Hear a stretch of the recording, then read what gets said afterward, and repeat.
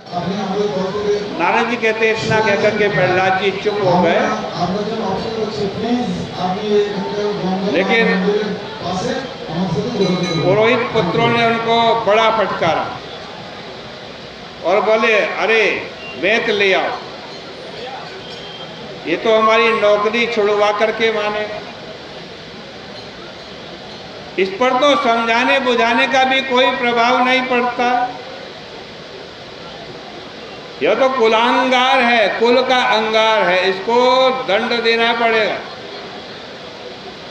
यह तो दैत्यों के वन में कांटेदार बबूल का पेड़ उगाया, यही बनेगा वेद और इससे दैत्य वंश काटा जाएगा। गुरुपुत्र ने इस तरह से डांट फटकार कर प्रहलाद को समझाया बुझाया और धर्म अर्थ काम की शिक्षा दी।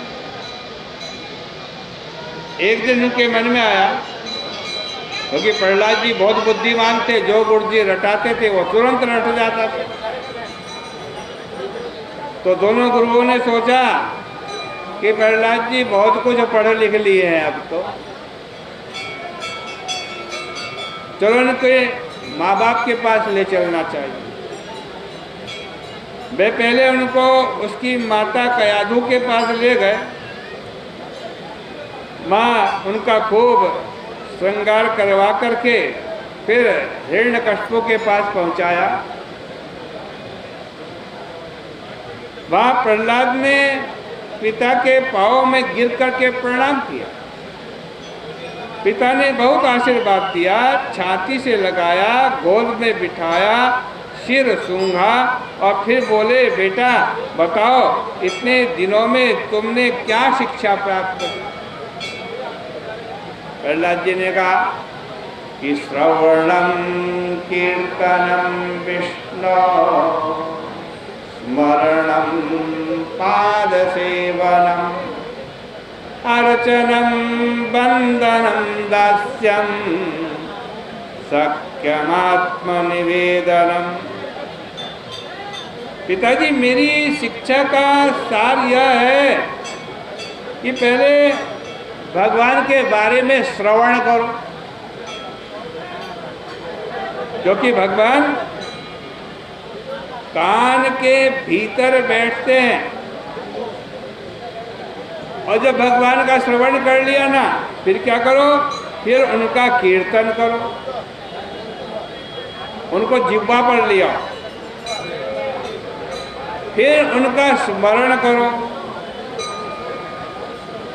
फिर उनके चरणों की सेवा करो और अर्चन बंदन दास्य सख्य आत्मनिवेदन द्वारा अपने आज आपको भगवान के चरणों में अर्पित कर दो।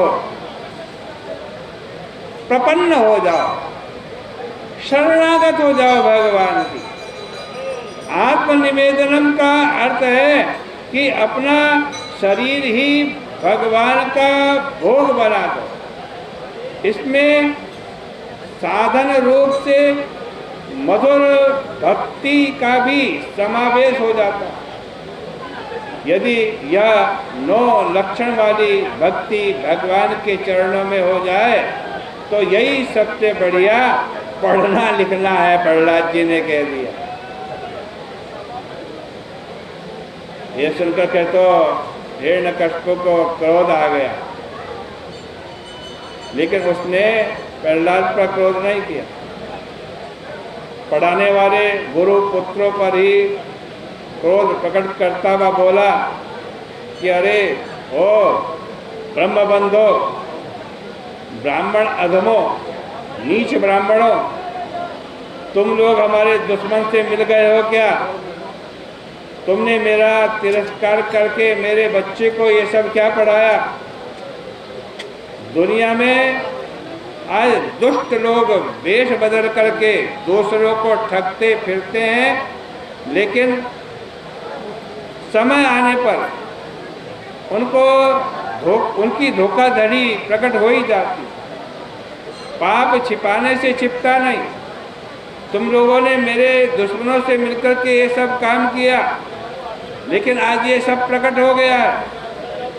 अब बेचारे गुरुपुत्र डर गए। उन्होंने प्रार्थना की, आपका बेटा हमारे या अन्य किसी के सिखाने पर ऐसा नहीं बोलता, यह तो भीतर से ही ऐसी बुद्धि लेकर के आया। इस प्रकार से आज बेचारे गुरु दोनों बड़े परेशान हैं। पढ़ावें, लेकिन प्रहलाद जी की भक्ति अटूट है, वो टूटती ही नहीं। उनके एक ही शिक्षा सीखी है, भक्ति की। और बड़ी सुंदर चर्चा है, लेकिन अब समय परिपूर्ण हो रहा है।